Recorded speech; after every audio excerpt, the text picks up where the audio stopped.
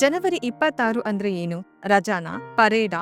ಧ್ವಜ ಹಾರಿಸುವ ದಿನಾನ? ಸ್ವಲ್ಪ ಕ್ಷಣ ಯೋಚನೆ ಮಾಡೋಣ.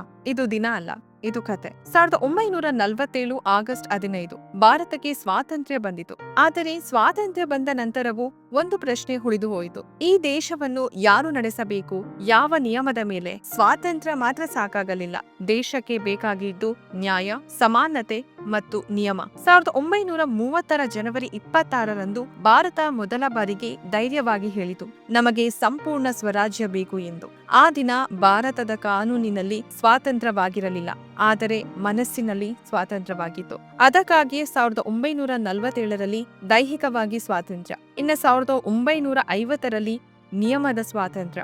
ಇದೇ ಕಾರಣದಿಂದ ಜನವರಿ 26ರಂದು ಗಣರಾಜ್ಯೋತ್ಸವವನ್ನು ಆಚರಿಸುತ್ತೇವೆ. ಇನ್ನು ಗಣರಾಜ್ಯ ಅಂದ್ರೆ ಏನು ಗೊತ್ತಾ?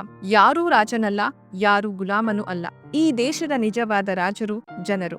ಜನವರಿ 26 ಒಂದು ದಿನ ಅಲ್ಲ, ಒಂದು ವಾಗ್ದಾನ.